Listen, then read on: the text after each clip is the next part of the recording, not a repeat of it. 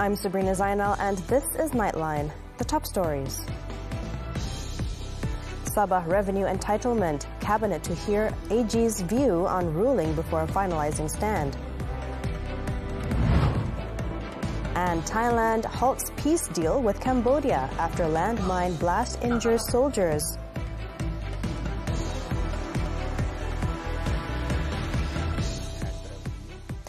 Good morning. We begin with this story. The federal government will convene a special cabinet meeting on Tuesday to decide whether to appeal a court decision on Sabah's 40% revenue entitlement. Prime Minister Datuk Seri Anwar Ibrahim said the matter will be presented for clarification together with the Attorney General's views before any final decision is made.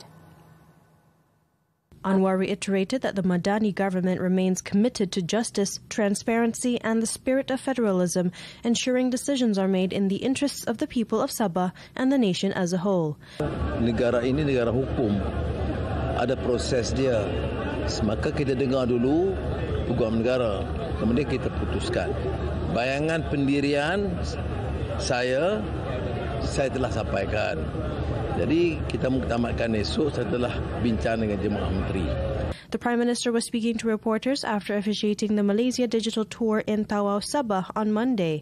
The Kota Kinabalu High Court had earlier ruled that the federal government must review the special grant payment to Sabah for the period between 1974 and 2022 in accordance with Articles 112-C and 112-D of the Federal Constitution.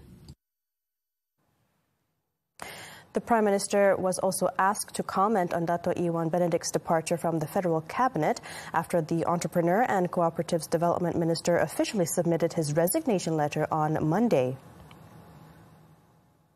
Dia tahu bahawa kita belum muktamadkan. Kita kata dari segi proses biasa, mana-mana penghakiman peringkat mahkamah tinggi, terutama bila kita ada beberapa kelompongan, kelemahan, harus ada rayuan. Tetapi dalam kes ini kerana mandamusnya itu rundingan, mungkin ada ruang. Perangai pribadi saya cenderung untuk elak daripada merayu appeal, itu sudah saya jelaskan. Anwar said he felt the UPCO president made the decision prematurely despite being fully aware that the appeal over Sabah's revenue issue was still pending. Sebagai pemimpin, terlalu awal untuk beliau buat keputusan. On another matter, the Prime Minister has directed that an additional 150 beds be fitted at the Tawau Hospital to expand and upgrade its medical facilities. The move comes amid a steady increase in the number of patients seeking treatment in the district. Speaking at the launch of the hospital's new block, valued at over 223 million ringgit, Anwar said while the section is almost equivalent to a full-fledged hospital, its existing capacity is still insufficient. Saya akan arahkan dan KSU lihat ni, kalau ada kapasiti tambah lagi di kemudahan di hospital Morotai ini. Supaya kapasiti itu meningkat, ya. Kerana walaupun 500 lebih ini hospital besar. Kalau tiap blok baru ini macam bangunan hospital baru, bukan blok. Tetapi masih belum cukup. Jadi saya tanya, kapasiti itu boleh ditambah lagi di sekitar 100-150 katil, ya. Kalau tak siap, jaga ada pengarah. The new hospital block features 6 operating theaters, an emergency and trauma department, specialist clinics, an outpatient pharmacy, as well as shared facilities such as an auditorium and seminar rooms. Anwar said the expansion reflects the government's ongoing commitment to strengthening Sabah's healthcare system. Earlier, the Prime Minister took time to meet local residents during a walkabout at Pasar Semara in Tawau. He was welcomed by Sabah Finance Minister Datuk Seri Masidi Manjun upon arrival. During the visit, Anwar greeted customers and traders, exchanging handshakes and friendly conversations. He also used the opportunity to speak with some of the locals and to hear their concerns. Meanwhile, the United Progressive Kinabalu Organization, or UPCO, has announced its decision to leave the Pakatan Harapan coalition, ending more than 4 years of participation. The decision was made at a special meeting of the party's Supreme Council, chaired by Dato' Iwan Benedict, a day after he announced his resignation from the cabinet.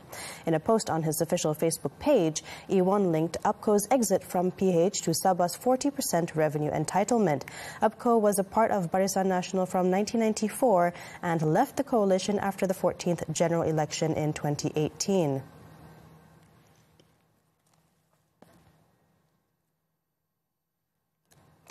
Now, the use of a heavily overloaded and poorly maintained boat has been identified as the cause of last Thursday's tragedy near the Malaysia-Thailand maritime border, in which a vessel carrying undocumented migrants capsized, killing at least 13 people. Langkawi District Police Chief Assistant Commissioner Khairul Azhar Nuruddin said investigations revealed that the small boat broke apart and sank about 1.5 hours after leaving a larger vessel in mid-sea. The migrants, believed to be from Butidaung, Myanmar, were among 300 people on a larger boat before 70 were transferred to a smaller vessel near the Malaysia-Thailand border. The smaller boat, however, later sank near Pulau Tarutao, Thailand. Preliminary investigations found that all those detained were ethnic Rohingya from Myanmar and Bangladesh. Each individual reportedly paid around 13,600 ringgit to agents in Myanmar in exchange for a spot aboard the vessel. As of Monday, 6 more victims were discovered, including 2 bodies found by the Thai authorities. The discovery brings the total number of victims found so far to 26, comprising 13 survivors and 13 deceased. However, the fate of some 230 others remains unknown, and officials say more bodies could surface near Langkawi due to prevailing sea currents. In other news, Jalan Masjid India in Kuala Lumpur was once again shaken by a road subsidence incident on Monday when a section of the road collapsed, prompting the temporary closure of several nearby roads. The latest sinkhole appeared on Jalan Bunus at around 8:30 a.m., less than 100 meters from the site of last year's incident that claimed the life of an Indian tourist. Several nearby roads were temporarily closed for safety and investigation purposes as local authorities and security agencies worked on site to carry out thorough inspections. Kuala Lumpur Mayor Datuk Sri Maimunah Muhammad Sharif said a detailed probe is underway to determine the cause of the cave-in. Lubang yang mendapat tu hanya sikit, tapi jangan nanti kita tengok macam seolah-olah tanah mendap terus actually sikit, tapi kita korek lebih besar. Kita nak tengok kenapa tanah tu jadi mendap. She added that ongoing monitoring and technical work will continue until the investigation concludes. In August last year, an Indian tourist tragically fell into a sinkhole that suddenly opened beneath her feet as she was walking along Jalan Masjid India. Despite extensive search and rescue operations involving multiple agencies, her body was never found. The trial of former Prime Minister Tan Sri Muhyiddin Yassin on charges of abuse of power and money laundering will begin in March next year. Now, the Kuala Lumpur High Court set the dates on Monday before Judge Nur Ruwina Mat Nurdin during case mention. Muhyiddin, however, was not present in court for the day's proceedings. He faces 4 charges of abuse of power involving 232 million ringgit in bribes and 3 counts of money laundering amounting to 200 million ringgit. The trial is scheduled to run for 29 days, with about 30 prosecution witnesses expected to be called in to testify.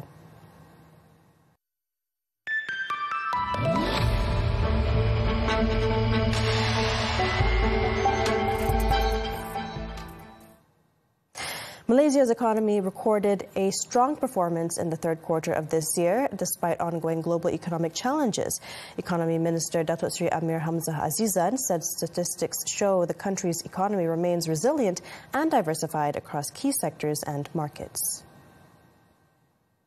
Unjuran awal daripada DOSM 5.2 itu nampak ke semua sektor ekonomi rancak, ya. Construction lebih pada 11%, ya, private consumption lebih pada 5%, ya, mining pun lebih pada 10%. Jadi ia keseluruhan ekonomi. Ini alhamdulillah. He added that the government's efforts to stimulate the economy are showing results, with approved investments in the first half of the year increasing by nearly 19%. This, he said, reflects strong investor confidence in Malaysia's economic model, particularly in high-growth sectors such as semiconductors and oil and gas. Now, the government is focusing on 3 key factors in its efforts to strengthen the competitiveness of Malaysia's timber industry, namely creativity, craftsmanship and sustainability.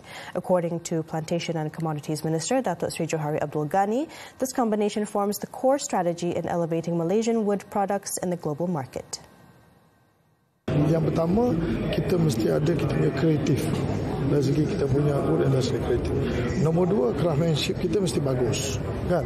Nombor 3, kita mesti mengamalkan sustainability dalam elemen kita punya produk yang kita jual. Speaking to reporters after officiating the Malaysian Wood Expo 2025, Johari said wood products remain an important export, ranking behind palm oil and rubber, generating nearly 22.9 billion ringgit in 2024. Meanwhile, the minister stressed that economic activities related to the timber industry do not compromise Malaysia's commitment to maintaining at least 50% forest cover nationwide. Jadi wood ini adalah merupakan salah satu daripada produk yang kita dapat daripada upstream dalam hutan kita. Jadi sebab itu Malaysia dia komit bahawa kita akan menjaga hutan kita. Sebab itu kita punya hutan simpan kekal ini kita akan mempertahankan lebih daripada 50%. At present, Malaysia's forest cover stands at 54%, exceeding the international benchmark target. Senators in the United States have voted to move forward with a stopgap funding package aimed at ending the longest government shutdown in the country's history. In a procedural vote on Sunday, 8 Democrats backed a Republican measure to keep the government open until January 30th and fund some parts of the government, such as food aid and the legislative branch, for the next year. The vote to advance the bill passed with 60 in favor and 40 against. If the Senate eventually passes the amended bill, the package must still be approved by the House of Representatives and sent to President Donald Trump for his signature. The ongoing U.S. shutdown, the longest on record, has suspended many government services since October, leaving 1.4 million federal employees unpaid and furloughed.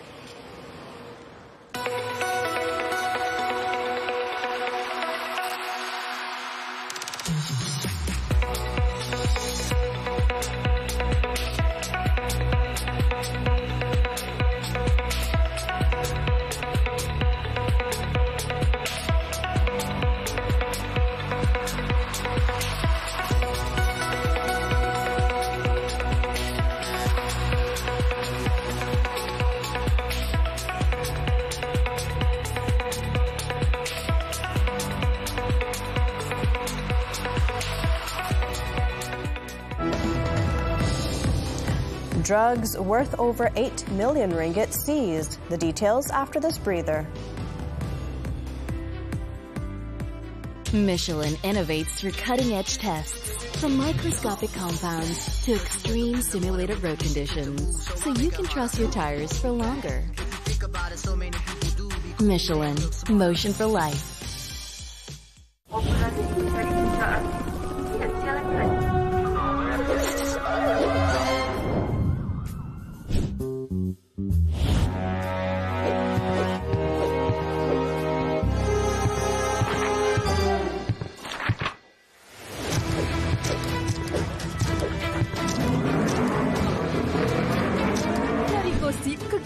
Siapa yang betul-betul gegarkan sosial media anda? Jom kita cari di obrolan paling viral online.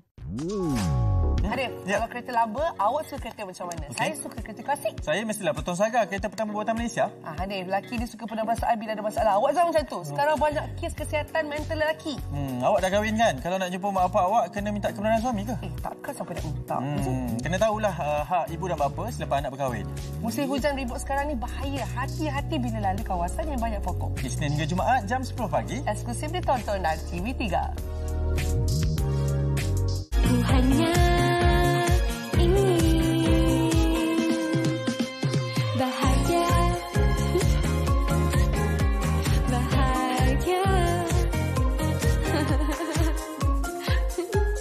terbaru dituntut. Saya jatuh cinta pada kebaikan dan cara dia menjaga saya selama kami berkahwin. Sepanjang saya kahwin dengan dia, dia dera saya. Sepanjang saya kahwin dengan dia, dia seksa jiwa dan harga saya yang ada. Sebab tu saya kata dia narsisis. Saya tahu saya salah. Kalau kau betul, at least kau kena fight. Siapa yang cakap aku betul? Aku.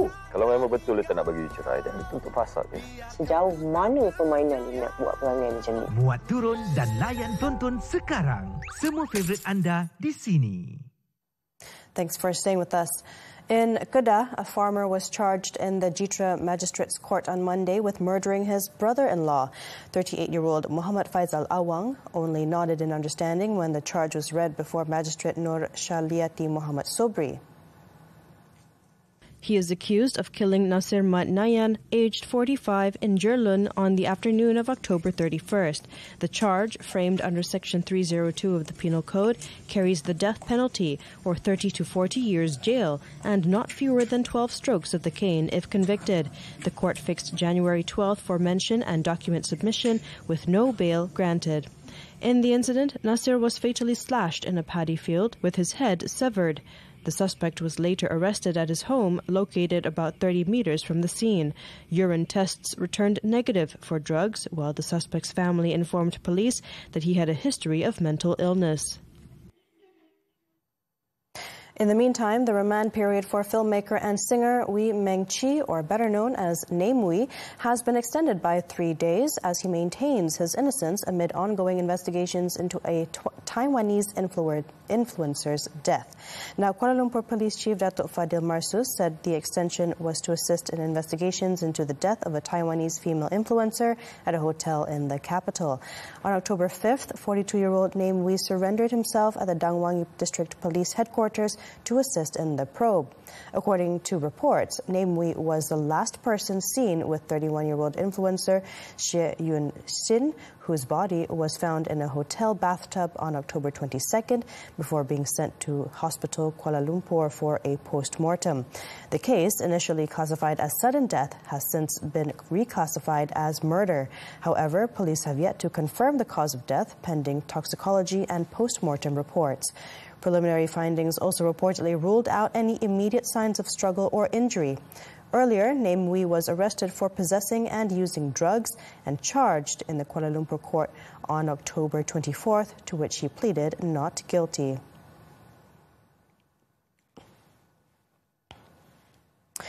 In Pulau Pinang, a husband and wife were among 8 individuals arrested, along with over 247 kilograms of cannabis worth 8.67 million ringgit in 2 raids conducted in Bukit Mertajam on Tuesday and Wednesday.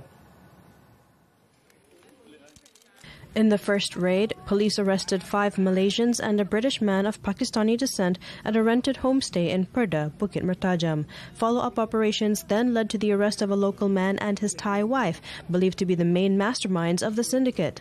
Police found 17 suitcases with packages containing suspected marijuana flowers, estimated to weigh 47.7 kilograms. They also seized 2 cars worth a combined 210,000 ringgit.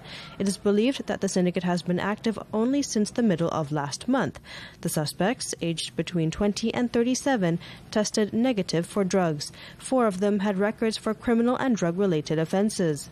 The suspects have been remanded for 7 days to assist in an investigation under the Dangerous Drugs Act for trafficking. Typhoon Feng Wong approaches Taiwan. This and more from the foreign front when Nightline returns. Michelin innovates through cutting-edge tests, from microscopic compounds to extreme simulated road conditions, so you can trust your tires for longer. Michelin, motion for life.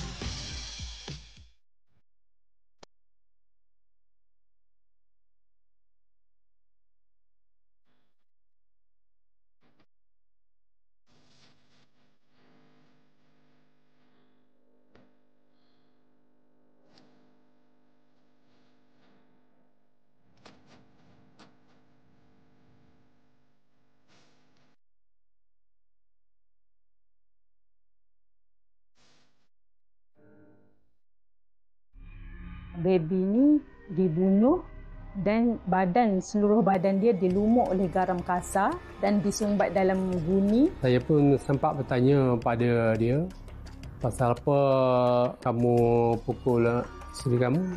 Iblis telah masuk dalam badan isteri dia dan begitu juga dengan anak dia. Pada pagi tersebut, tertuduh tiba-tiba seperti histeria, menjerit-jerit dan mengamuk. Wanita hari ini. Cinta tidak sepatutnya menyakitkan. Jangan biarkan hati terus luka dalam cinta toksik. Gulai tunjang ayam belado daging dendeng pasti sedap kan? Aneka menu Minang kami kongsikan lama bana. Betul ke Gen Z tak pandai berdikari? Sama-sama kita kongsikan. Susahlah nak cari yang sekufu. Bukan sekadar sama minat, tetapi teman sejiwa. Bila cinta tidak lagi berbicara, mungkin hati sudah letih untuk mendengar. Semuanya di WHI TV3 dan stream sekarang ditonton. Wanita hari ini.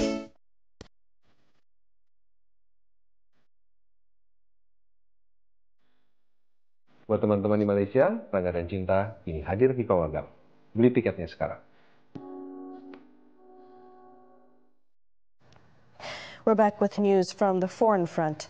Thai Prime Minister Anutin Chanvirakul has suspended a fragile peace deal with Cambodia signed just last month after a landmine explosion injured 2 Thai soldiers near their shared border.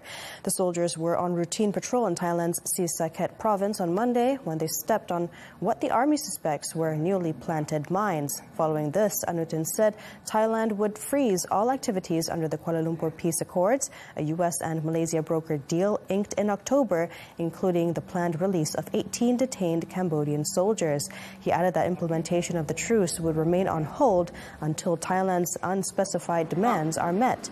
So far, there was no immediate response from the Cambodian government. The suspension comes as both sides had been preparing to withdraw heavy weapons from border zones and begin joint landmine clearance operations between November and December. Now, a weakening typhoon Phong Wong has departed the Philippines after killing at least 4 people, displacing 1.4 million and destroying homes and roads across the country's most populous island. Rescue workers kicked off recovery efforts on Monday across Luzon as the government lifted all travel restrictions. More than 1 million people were evacuated before Phong Wong made landfall on Monday, unleashing fierce howling winds, heavy rain and storm swells on Luzon that left some sleepless through the night. Forecast to move northeast toward Taiwan. Phong Wong remained a typhoon on Monday with winds of 130 to 160 kilometers per hour and is expected to hit the densely populated west coast on Wednesday, with its heaviest rain along the mountainous east coast. Moving on, South Korea's special prosecutor on Monday indicted former President Yoon Suk-yeol on new charges of abusing power and aiding an enemy state linked to his brief martial law declaration last year. A prosecutor's spokesperson said Yoon, along with former Defense Minister Kim Yong-hyun and ex-military intelligence chief Yo In-hyung, sought to provoke a North Korean attack to justify declaring martial law, citing evidence from a military official's phone that included references to potential provocations such as drones and a surgical strike. However, Yoon maintains he never intended military rule, claiming he declared martial law to expose opposition wrongdoing and protect South Korea's democracy from anti-state elements. Yoon was ousted by the Constitutional Court in April and is now on trial for insurrection and related charges over his failed martial law declaration. If found guilty, the former leader could be sentenced to death. At least 2 people were killed as Israeli air raids hit the eastern areas of Gaza City and the southern part of the besieged enclave on Monday. 2 casualties, including a child, were killed in a drone attack east of Khan Yunis, with the Israeli army claiming that those killed posed an immediate threat to its forces. The Zionist army also continued demolishing homes in the Zaytun neighborhood, while reports indicated that military vehicles opened heavy fire in the eastern part of Gaza City. Meanwhile, in southern Lebanon, Israel carried out another drone attack on open land near Al-Hamira after an earlier strike in the area killed 1 person.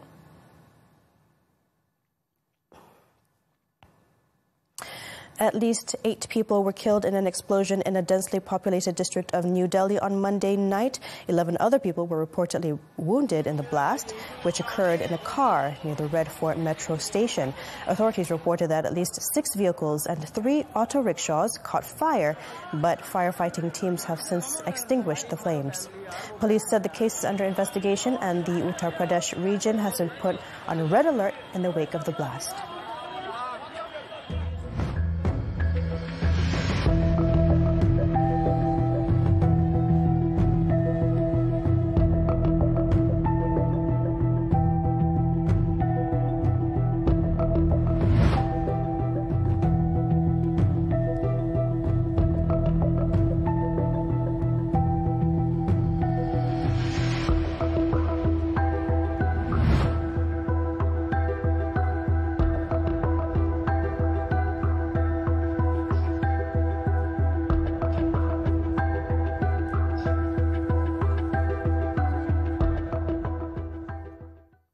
Switching to sports now, football. Harimau Malaya head coach Peter Klamovski remains unfazed by the controversy over FIFA's suspension of 7 Malaysian naturalized players, focusing instead on the upcoming 2027 AFC Asian Cup qualifier against Nepal. The Australian coach on Monday said he preferred to focus on what he and his players could control rather than be distracted by the noises and speculation. All the noise was still around then as well. We've spoken about it as a group, and to simplify, we can't control anything other than what we do on the field. Everything else has got nothing to do with us. But what we can impact on is the people's lives when we play. That's what football can do. Malaysia, unbeaten in the qualifiers with 12 points from 4 games at the top of Group F, will conclude their campaign against Nepal on November 18th at Bukit Jalil. This comes as FIFA recently rejected the appeal by the Football Association of Malaysia and the 7 heritage players involved in document forgery offences. Turning to motorsports, the Moto3 Portugal Grand Prix. Young national rider Muhammad Hakim Danish earned his first career points by finishing 12th at the Algarve International Circuit on Sunday. The 18-year-old, who raced for Frinza Empty Helmets MSI, replacing injured Japanese rider Ryusei Ramanaka, put up a good fight even though he began the race in 17th place on the starting grid. Hakim Danish crossed the line 12th, 24.276 seconds behind race winner Maximo Chilis of CF Moto Gaviota Aspar, who completed the race in 34 minutes, 5.18 seconds. Danish's teammate, Angel Piqueras, came in second, while Honda Team Asia's Tayo Furusato was third. Hakim Danish will compete in the season's final Moto3 race at the Valencia GP this weekend.